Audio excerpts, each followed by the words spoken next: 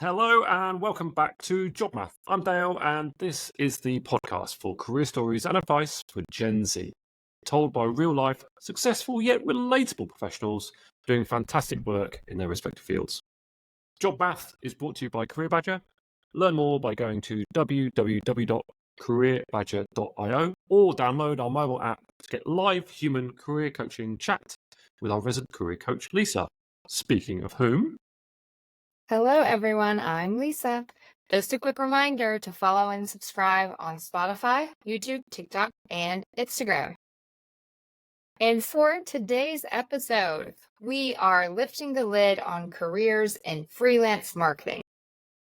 Our guest has done many things, including working in a range of exciting brand, community, and partnership roles, but has recently started their own freelance business consulting fast-moving startups.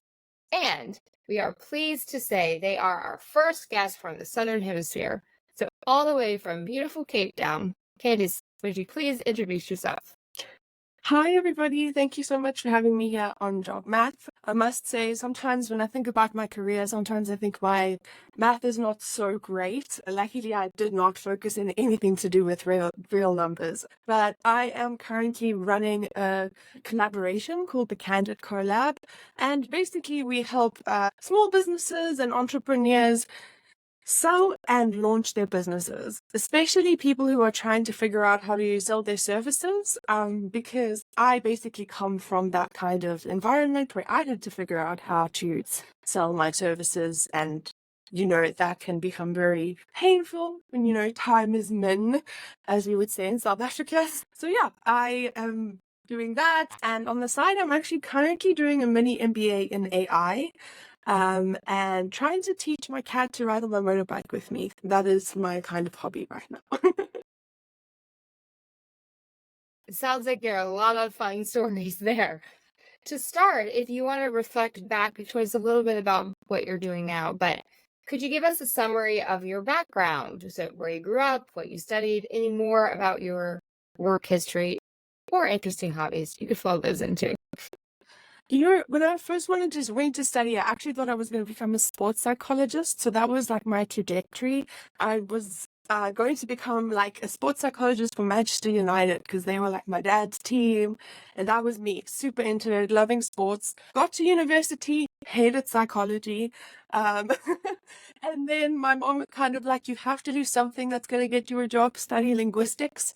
And because I am who I am, I studied philosophy and drama along with that because I actually did drama because I read a quote, and I love quotes, but I read a quote that said, do one thing that scares you every day. And I hated drama, hated being on the stage, never like touched it before.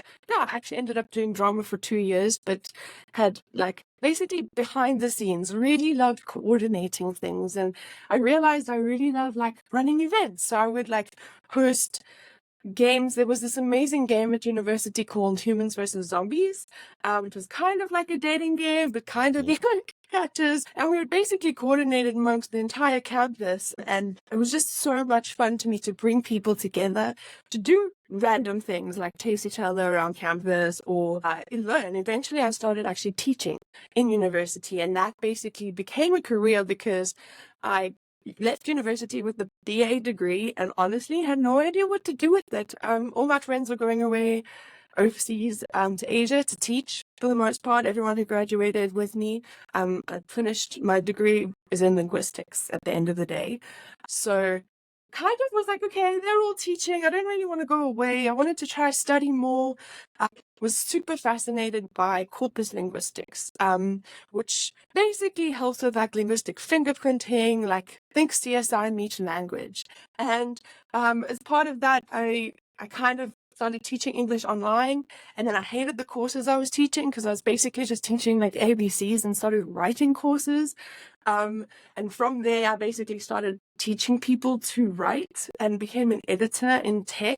So my career trajectory has changed quite a lot, and I now really have got from a point of like studying one thing, thinking I was going into teaching, really enjoying teaching, taking that into marketing, teaching, learning myself how to learn how to do marketing in my role at like local startups here in Cape Town. Basically figuring out like, I mean, you throw it into a startup and they're like, okay, just figure it out. Like, you're not really qualified. There's no one else who's really done this before, so just figure it out. And so I basically learned how I was teaching people to write about tech, which I had no idea about, to be honest. I was like a drama philosophy kid coming in. I just knew how to write. Taught people how to basically write articles about what they were learning. So it was about the educational process. And during that, I really realized I was very good at like simplifying processes. And so I built this whole amazing source process at this company I was working at Office in. And basically I helped like almost 200 developers who never would have written before write articles about their work. And it was so cool. And suddenly they were like, okay, that's the same as speaking, right? You can totally run events. Just go and run some events for us. And before I knew it, they were like, okay, so you run 1 or 2 events. You can pull off for 2 conferences, 2 cities, 400 people each, you know. That's cool. I was 26. I'd never even put on a physical event before. Everything was like behind the screen. So then by the end of 2019, I was an event and conference producer.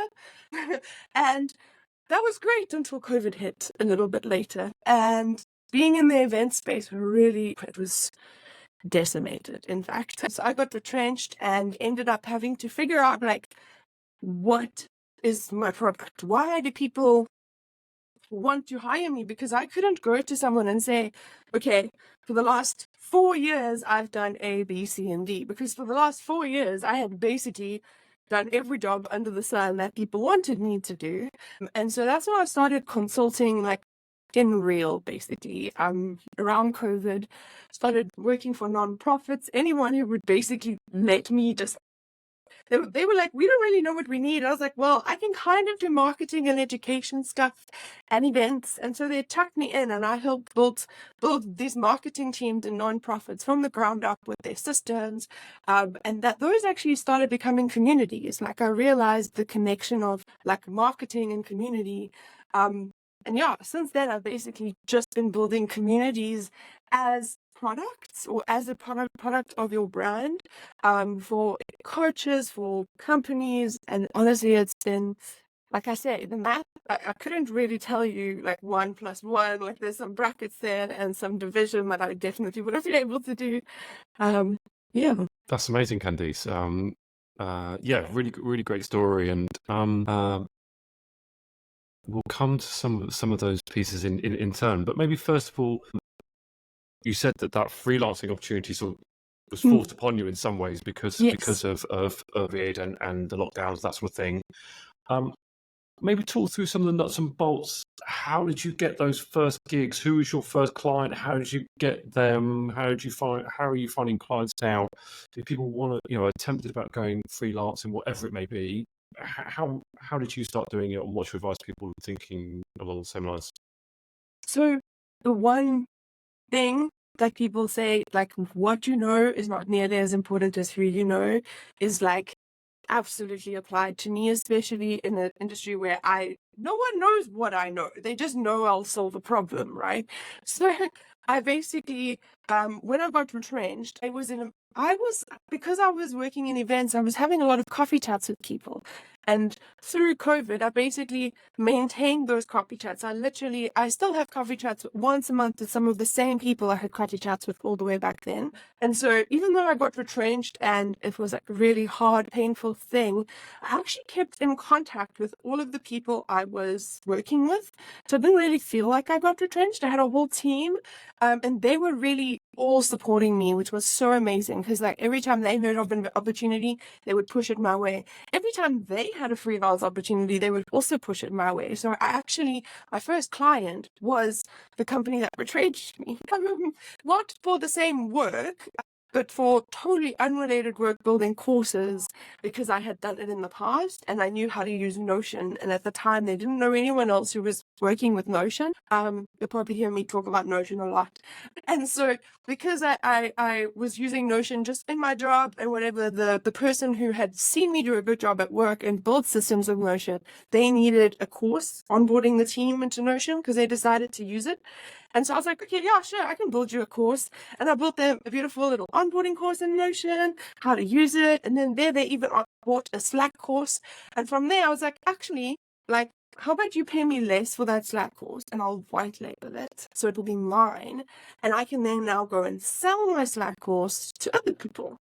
And that essentially became my first product, where I basically, it was literally just like getting slick at Slack. It was really, really like corny. My marketing was null. I literally just like, someone was like, you're really good at Slack. You love tools. How do I use it? I was like, actually, I have this little course. It's just like a little bit you can buy, you know. Then instead of me having to spend my time going and training and, you know, I actually now have a little product. And so that worked out quite well for a while. But basically, I just kept getting referrals. But I also started trying to reach out to, because, you know, when you're freelancing, it's actually, especially at that time, no one was hiring event planners. So, like, everyone's out the window, but people still needed to connect. So I had to figure out, like, who was still able to, like, pay me a little bit so that I could, like, pay my bills, but that I could actually dive into a skill set so I can now say, okay, look, this is my title. I've got proper skills behind it, this much years doing it for this many clients, I've got testimonials. And so basically that allowed me to build up like 6 months, 9 months, 1 year worth of credibility doing content marketing and events for nonprofits. And I think I worked for like 2 or 3 nonprofits at the same time. And just part-time, I was literally just helping them with all the different things that came up.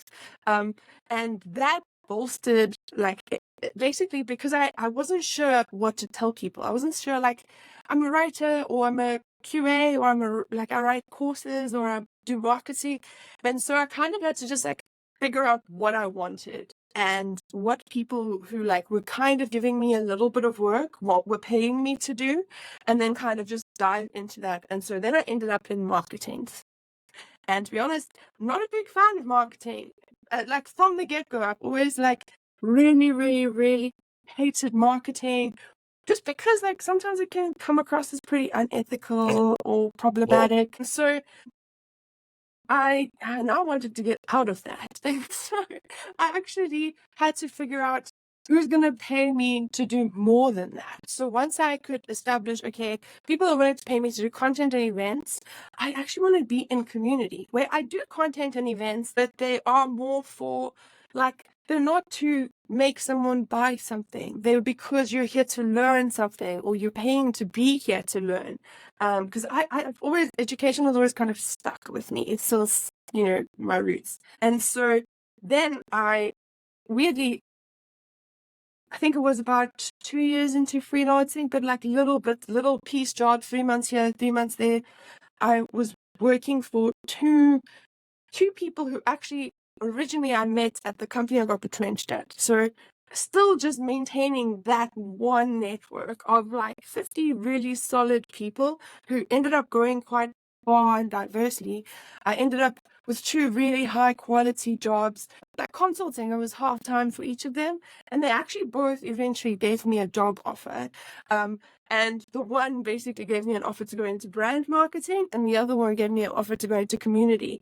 And it was amazing because I was doing exactly the same job for them, but like my career would have gone like 2 totally different ways, depending on which title I had taken. And so I took the community title because like I still like in my head was committed to this idea that like, you know, people have to agree that your title qualifies you and your experience, and everyone agreeing that you have that title and paying you for that title gives you credibility.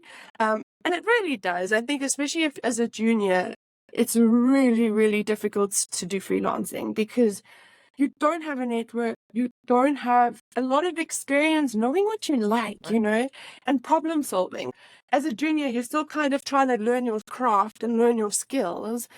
And never mind like being thrust into a bunch of different contexts. If I wasn't in that really high powered startup where I literally did like 5 different jobs, where I had to like negotiate in one job and then event plan another and then design in a different, I don't think I would have been as prepared for consulting, because I think now I'm trying to, like in my collaboration, I've got a bunch of new consultants and I'm trying to teach them how to do discovery calls.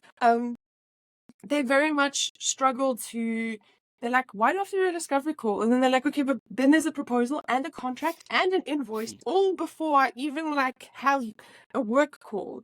And so there's actually like a whole sales process and a customer service process and all of that actually goes into being a consultant that you never charge for upfront, by the way. So yeah, I think it was so important that I first got experience in consulting. In the real world. Even though I did start kind of remotely to start with, like teaching online, I don't think I would have been able to. I did try consult online teaching, but I really struggled at that point, like in my early career, because no one knew me. I was like, I can do anything. And they were like, yeah, you say you can. Now I'm like, yeah, I can do anything. And they're like, yeah, cool. Yeah, we trust you because you've done it before.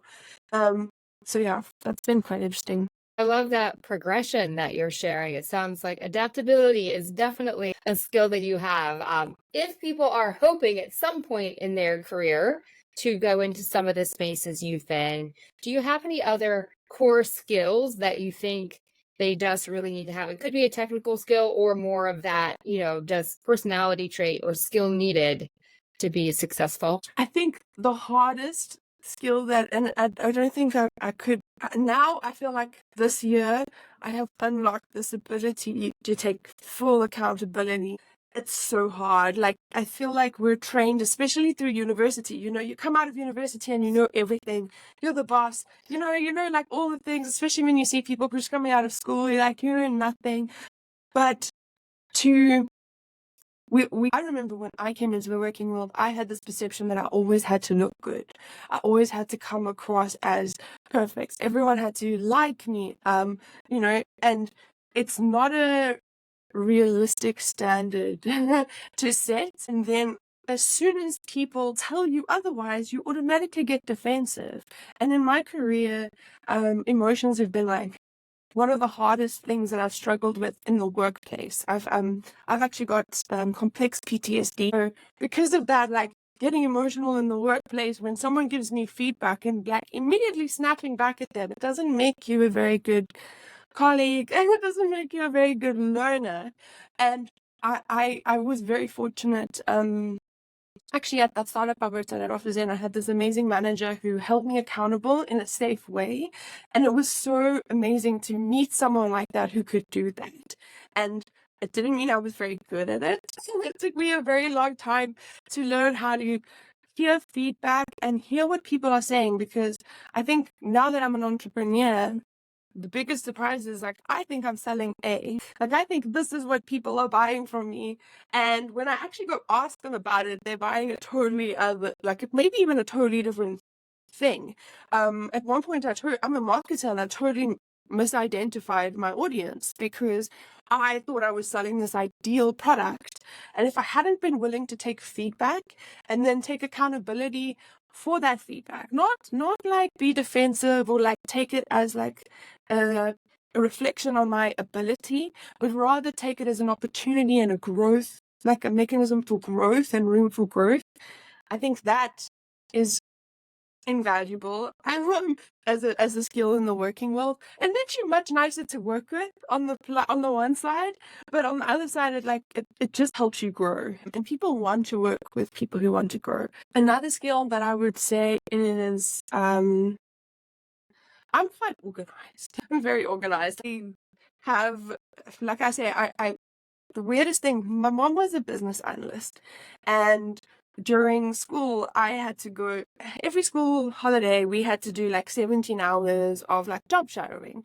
And I remember the one year I went to job shadow my mom, and she had some junior BAs there, and they had done some diagrams, and basically they just had like a very technical process. Sorry, my cat is read for speak. Like they have a very technical process, and then they have to basically draw it into like a mind map.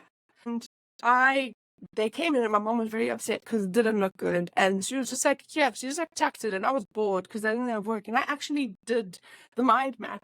And my mom was so impressed. And it's weird that that sticks out to me because it never really came back to me until like recently that like I have like I would say my superpower is taking really, really complicated things and making it super simple. Like I don't like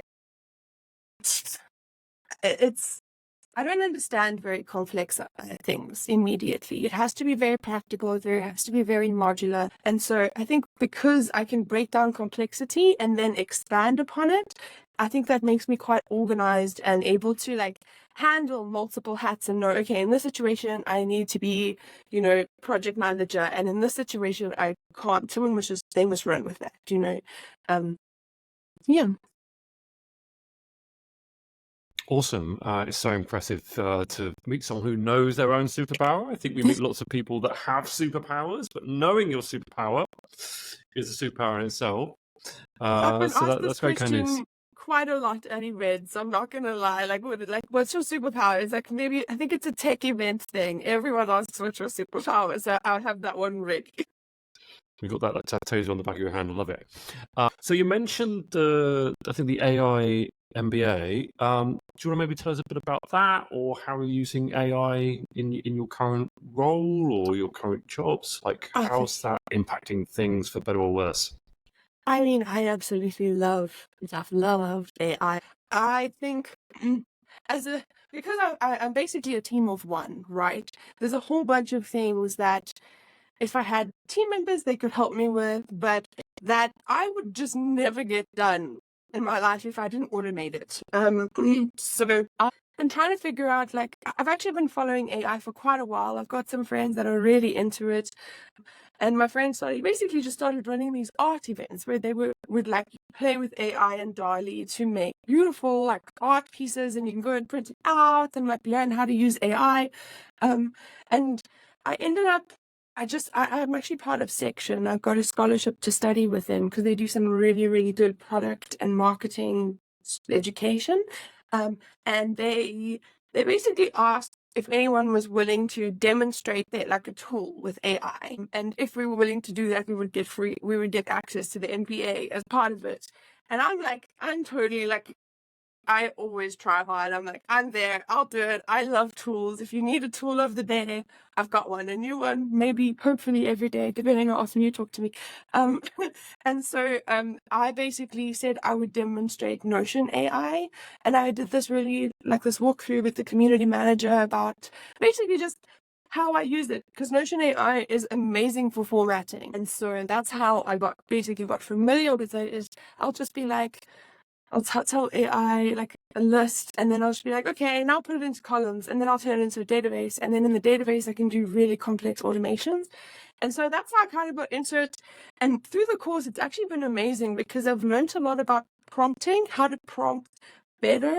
But very interestingly, especially from a marketing perspective, is to teach AI about different personas. So there's like 3 personas that Section at least has come up with. It's like AI as your strategist, AI as your assistant, and AI as a creator. So AI basically as your assistant is like, hey AI, make my shopping list and counts. It's like helping you do things or schedule this appointment or reply to this email. As a strategist, though, that has blown my mind because, like, you can anonymize your data in ChatGPT. You just basically doesn't save your chats, and so Section basically had 180 different types of contracts, and they were basically able to help or to ask the AI to help them find all the different sections in all of these different contracts, revise them, fix them, and then resend out new contracts to the right people based on the previous incorrect contracts that they may have had.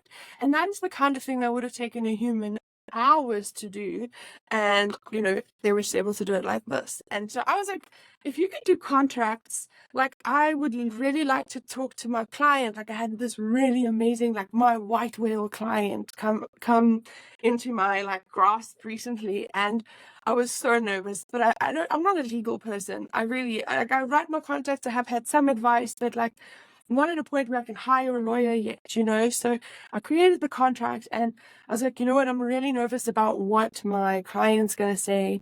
I can't afford to lose this, but I also don't want to screw myself. And so I was like, you know what? I fed my contract into ChatGPT, and I gave it a little bit of anonymous context about what's happening, not too much specific. And I was like, this is who I'm talking to. I want you to please role play my client to me, and let's talk about what concerns you'd have with the contract just from the first read through. And then basically AI came up with these amazing things where, okay, she won't have a problem with the terms because you don't have any skin in the game here. And then I was like, okay, cool. So how would I word an amendment to this? And AI just helped me do it. Literally something that would have cost me so much. And she signed it. She signed it one shot, no problems. It was something that could have been, and I felt so confident going into it because I had this like strategy partner who could literally mimic my client. I've also used it to like create personas for clients, because for marketing, it's very, personas are anonymous data. They're anonymized anyway, right? It's like a snapshot in time, a guess. And so to use AI for something that honestly takes a human ages of research and like thumb sucking and like probably a lot of bias, to have AI come up with like literally a brand new revised persona, it's just insane. Like I'm helping business owners create personas that they can use and they can understand their audience so much faster. It is just impeccable. Like especially when you're considering like these massive conglomerates, it's going to take them forever to get their shoes in line and know like, okay, we can use it in this way, we can't use it in this way. We've got to pay a lot of money as the little guy, but we've got no restrictions. So like I can operate at 10 times my capacity, which means my business can operate at a bigger scale because of AI. So yeah, I'm very excited. So like I'm getting into the portion of the MBA where we have to actually create a project. And like the last projects I did, we basically had to create this custom GPT. So if you pay for ChatGPT with OpenAI, you get, basically it's like a no-code app. So you can tell AI, I'm going to give you this input, you must give me that, then you must, like these are the steps. And you can save those instructions so that every time you open that like mini custom GPT, it acts like an app and it basically runs that script that you've pre-programmed into it. So literally like it used to take me like half an hour to write a brief for for an existing consultant, maybe 45 minutes for, a new one. And then now it asks me the questions, and I can literally put Sky on my tablet and put it on speaker, and she can ask me the questions, and I will tell her, just have a conversation, and she will write out my brief in the exact format I need. I just need to obviously do some edits, make sure it's up to scratch. And yeah, it's insane. Thanks for sharing. It's so exciting to hear your enthusiasm and how you're using AI to increase productivity for you and clients. That's great. And it's a nice segue to our next question here, which is that's all positive, right? Landing big clients, landing tools for success.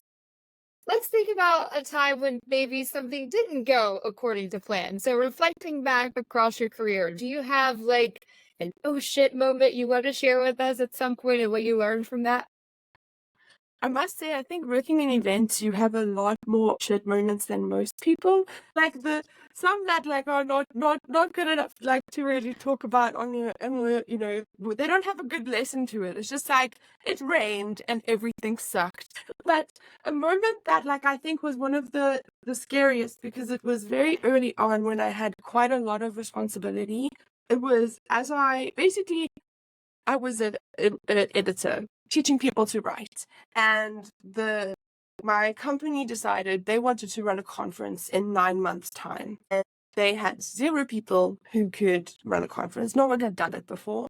And I had basically been paired with a designer. Alex has it. She's amazing. I absolutely love her. It was just the 2 of us. I was 26. She was 23. And like, we'd run a lot of online events before, but they were like, you've got 8 months. We believe in you. Go. And we were like, can we get some consultants, some experts? I was like, really, this is scary. They were like, no, you know what? You know our audience and our community better than anybody else. We'll give you some budget. They gave us I think it was a very small budget. They're like, this is how much you have for events. Run as many events as you can to learn what you need to know in order to run these conferences. So we were like, okay, cool. So we don't have too much budget. We can't do just live events. So we should run, test our content up front. We test all our content digitally. And then we were like, okay, cool. We're going to book a big venue, an amazing venue, which was high class, because it's the tech scene, and especially in South Africa, you really want to be impressing people who are in tech, looking for quality, and not, especially because Offerzen was a recruitment company, so we had to really make a really big impact that we're not trying to fire your staff, and we're not trying to make you move jobs. We actually just want to teach you about tech. So it was actually quite an impression we had to make. I mean, everything was going amazing with the event. It was actually our first live event, and then we had 2 months before the conference, and everyone was like, you know what, it's fine, we trust you, you guys are great. If you could pull this event off, we're confident in the conference, it'll be fine. And at the same time, we're also signing contracts for everything going forward and all these events coming up, and as a lot was happening. And then we came to I think it was the day we had to send the reminder email for our first live event. Now, we had 180 people register. People would pay money for these tickets. So it was our first ever live event. Beautiful. Everything was amazing. We're double checking everything. And we're sending out the email for the final. And the address on the final email is wrong as I'm checking it for copy. And I'm like, wait, this address is the wrong address. And I looked at the designer, or I spoke to the copywriter. She's like, oh no, I just checked the contract. That's the address. And I was like, oh, no, sorry, the date. The date was wrong. The date was wrong.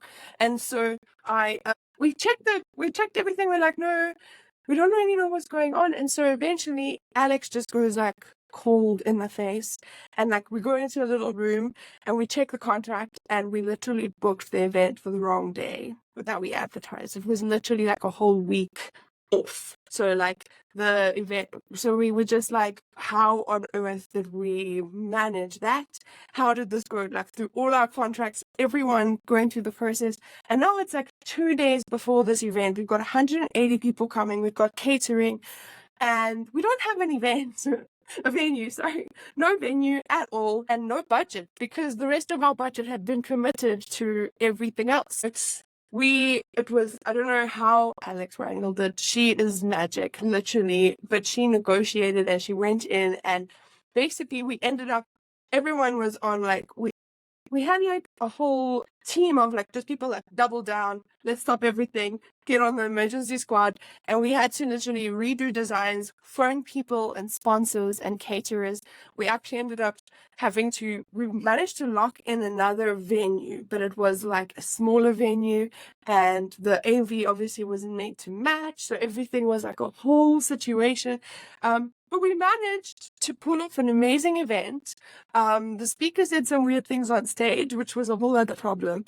But and we were so worried because everything was hinging on this going well, and we had to literally audit everything else that we made sure there were no other mistakes, thank goodness, in anything else that we had booked so far. But it really made us really worried that our 400-person event in 2 cities in 2 months was going to go absolutely wrong. But it was, what I really liked about that is how everybody just doubled down. We ended up, we bought 2 of our team members dinner at the hotel that the event we told everyone was at, and they basically just sat there waiting, and we're like, sorry, this is the real venue, can we get you an Uber there? How can we get you? So we basically had to send people to go direct them back, and no one had a bad experience. No one asked for a refund. The hotel was really happy because they actually ended up having another room open at a sister hotel that we managed to swap credits for or something. So yeah, that was a very scary moment, and I was pretty sure Yeah, because we've already started selling tickets for the conference too. So Okay, wow. So yeah, that's interesting. I remember I went to a conference recently and arrived there early thinking that I'd come on the wrong date. But as a guest, it's slightly different to being the host. yeah. So I can totally imagine how that was a bit of a terrifying moment. And reflecting that life can be stressful, work can be stressful sometimes, but collaboration normally gets us there in the end. Reflect on that. How are you balancing work and other things in your life right now? So last year I actually had this I met this amazing friend, and he introduced me to meditation, which sounds really like everyone's like, just meditate, just breathe, just meditate. And as someone with PTSD, I have never had anything work better. Honestly, I really, really haven't. Since then I actually went on a Vipassana retreat, not for any spiritual reasons, but for the whole aim of learning the practice of like just sitting and being bored. There's nothing like going away for 10 days, not being able to speak or look at another person, not being able to eat any food after a certain time. Literally just you sit and meditate the whole day. That's all you do for 10 days. There's nothing like that like really just helps you get grounded and learn what is healthy, because I wasn't in a healthy space about a year ago. I actually left my last job. I was so burnt out. I was working crazy hours. I was just honestly people pleasing. People pleasing is a disease. It really is. Like we don't realize how unkind it is to ourselves. And so as I basically started meditating, I started realizing that I had more space between where I felt the thing and where I reacted to the thing. And it's actually been such an amazing journey for me, like on a healing way. And because of that, it's just now I've started this company and I know exactly what I want, and I know myself, and I feel confident because I can sit with myself, and I can sit with the bad, and I can sit with the good, and I can sit with the, terrible feedback. And I can still realize that my value sits outside of work. And that's taken a long time to get to. But therapy, I have seen a therapist twice a month, and I meditate a lot. Another thing that I really, really love, because I live in Cape Town, is cold water swims. It's ice cold. Like we're right here on the Atlantic here. Atlantic, I think that's right. My geography is not so good either. And so what my boyfriend and I do is we just go swim in the ocean, like for a good 30-minute swim in that ice cold water. It's not possible in winter. A single dunk is about as much as I can muster about this time of year. But I love to go at least twice a month, go swimming in the ocean, getting in touch with nature, because I think a lot of what we do these days is inside. I spend my whole day in front of a computer. I run communities and I work with people, but everything's in front of a computer, ironically. And so like getting away from that, reminding myself, because I don't have children. So like I'm I don't know, unfortunate in that like nothing's pulling me. My cats aren't that demanding. So I have to keep reminding myself to like invest outside of work, which is been important. That's great. I could sense a lot of work towards finding balance, but I like what you said about your value is outside of work, where there's way more value. I think that's really good for people to learn early on in their career, right? As we're navigating jobs and things, to realize we have a lot more we bring. That's a great lesson. Great advice. 100%. Thinking of advice that you have received along the way, do you have any best and or worst advice that you have received that you could share with us? Well, worst advice, just following on from your previous point, is that like full-time work means you're secure. That is the worst advice I've ever received in my entire life. As someone who's literally been retrenched because of COVID, which is the least predictable thing in the world. And I've lost multiple full-time positions because of my mental health. Like I've struggled in the past with my PTSD at work. It's really been hard, and only now have I realized that is not a safe space for me as someone who is neurodivergent with ADHD. And, like, I function best sometimes at 2 a.m. in the morning, you know, like the whole idea that full-time work means you're secure. You have to work for a boss and prove your loyalty. And if you can't function in that kind of traditional workspace, there's something wrong with you. I think that's been the most damaging career, like, for me as an individual, because I found so much security in part-time work and working for myself. Like, I will never work for another person again. Never, never, never. I will 100% always work for myself because I know I work best in that environment, and I've accepted that that is okay. And because of that, I feel so much more secure because sure, a client might drop me, but I'm never in a position where 100% of my income is dependent on a single client. That's never a position for me. And so I think, yeah, I often see that debate. I think for some people, full-time might be more secure, but the default that full-time is secure is like going to make you more secure and safe. It's, yeah, I think it's damaging. But the best advice, I think, is, I can't remember who said it. It might be like a famous quote, but like, is build a network of people who will champion you when you are not in the room. I can like draw lines back to like instances where I lost out on opportunities because I didn't have champions in the room who would back me. And every amazing opportunity has come from, like, I recently helped an entire 300-person company onboard onto Notion. But that is because the same person who 3 years ago trusted me to build a Notion course knows that I know Notion that well and that I've run my whole business on it.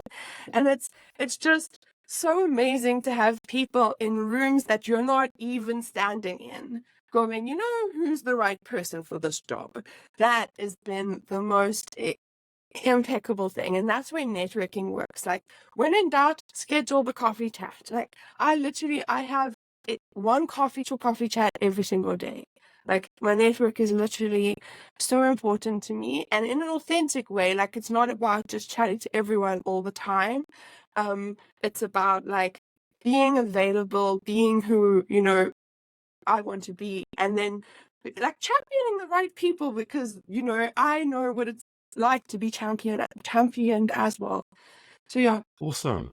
Yeah, I think that's great advice. As I say that, I think we've talked before, many of our guests have said about the power of having a network and reaching out to people. Say, always take the meeting, as I think they say in Hollywood.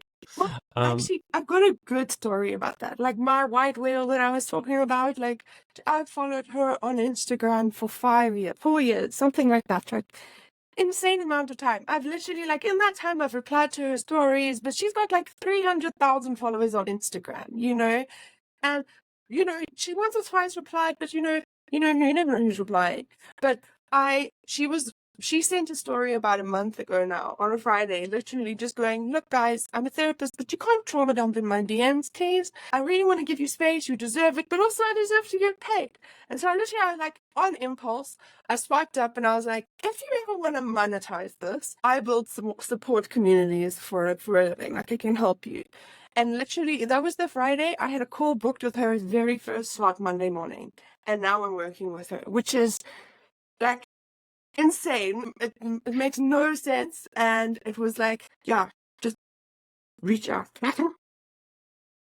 Yeah, I think regular viewers, if we have them, will love Edmund's piece. So go back and watch Edmund's clips about the lucky or serendipitous moments that happen when you're thorough. So yeah, go back and read this, and Candice, that's another great example. Normally we ask people for a book or podcast recommendation, but classically, Candice, because you're neurodivergent, you're hijacking our format. Yeah. So I think you're going to recommend some tools and communities for us. Go for it. Yes, definitely. That's where I do my learning. Like, I can't sit still often enough. So I am very actively involved in 3 communities at a time because I can't do more than that. Currently, I love the section community. That's where I do literally all of my learning. Literally, they do very short 1-week sprints or like 2-hour videos. And honestly, if you want to move into a career in like tech as someone who's not a techie, that is an amazing way to learn. I also am part of the Circle community, mainly because honestly, that's where I get most of my work. I don't get my work on LinkedIn. I just answer people's questions on Circle and they come to me. It's just like that. That's amazing because I solve their problems and I work on Circle. I build on there. So I really, really love that. Because it's the tool I work with the most, it makes sense to be in that community because that's where everything's happening. And then I also am very into the Automate community at the moment. It's a brand new community, but the founder basically, like, whenever I have something I don't know how to automate, I'll message him and he's like, let's figure this out and we'll figure it out behind the scenes. So that's always amazing. And then in terms of tools, Notion is my ride or die. Always Notion calendar because it just works so well with it.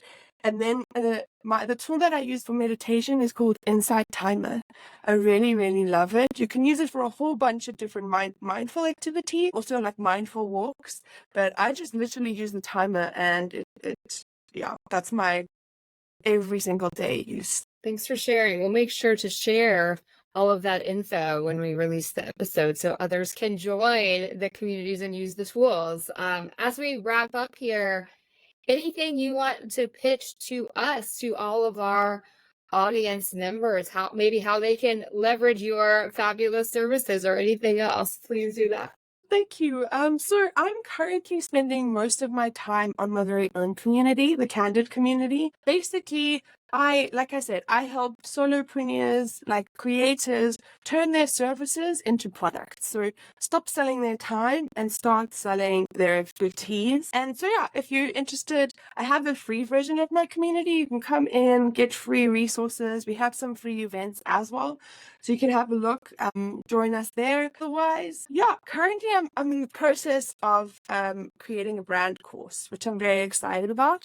It's basically just to help founders who aren't ready to, start an entire business. They just need somewhere to start with their branding. It's a little course like that. So I'll be releasing that soon in the next few weeks. That's amazing, Candice. Thank you. We are coming up to time, sadly, because I think we could keep asking you questions for at least another hour, and I'm sure you'd give us fantastic answers. But ever so grateful for your time here, and we'll look forward to sharing everything with listeners and people following us on all the channels. I'm sure there'll be lots of people who will be eager to get in touch as well to get some of your expertise and advice. So thank you. Amazing. Thank you. Anyone can reach out on LinkedIn. I love questions. I'll always reply. I might be a bit slow, like 2-day reply time, but I will reply. Awesome. Thank you. Thank you so, so much. I'll definitely keep referring peeps through to you as as I find them relevant. But yeah, thank you so much. I appreciate your time today. Have a great real day. pleasure. Thank you. Yeah, take care. Bye. So, Lisa, as we say, another one in the can. What are your reflections from our conversation with Candice? I loved her authenticity in figuring out what works for her, what she wants to do, and following that. I also loved her tips on selling her expertise, like taking that chance, writing that message, saying, I think I can help you with that. I know she mentioned one recent example, but it seems like she's done that a lot throughout her career, which I think is a great lesson, right? When you have a skill, just offer it out to people. Of course, from the career perspective, I loved all the talk of networking and how she maintains that on a regular basis and all of those interwoven stories of how people have helped her along the way. So, what about you? 100%. I'm going to go on the record, and we don't always swear on this show, but I fucking love Candice. She was awesome today.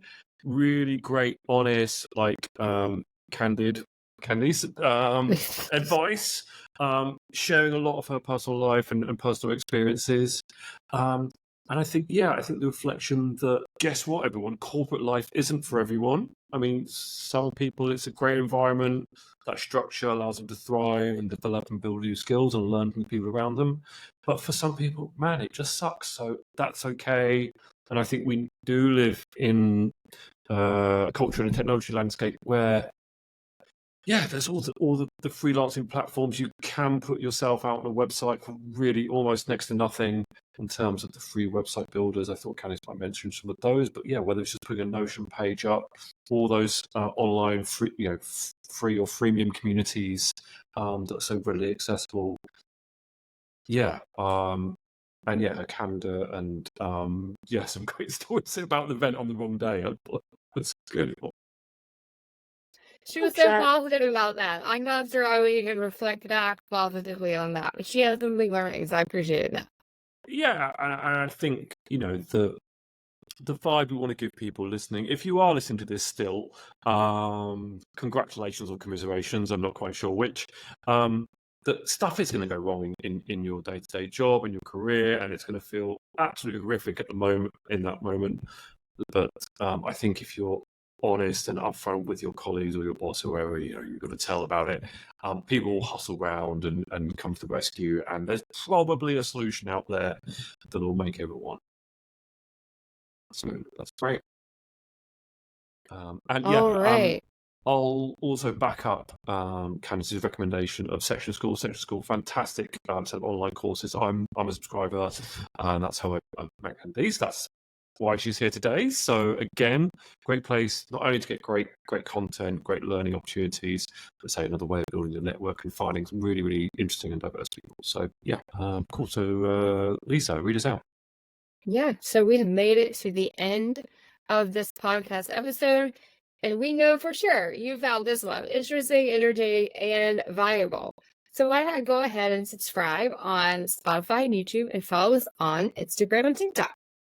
And even better, if you want to unleash your potential and get the career you want, you can visit Career Badger for our free resources, or even better, download our mobile app for iPhone and get real human career coaching from Lisa. That's it from us. See you next time.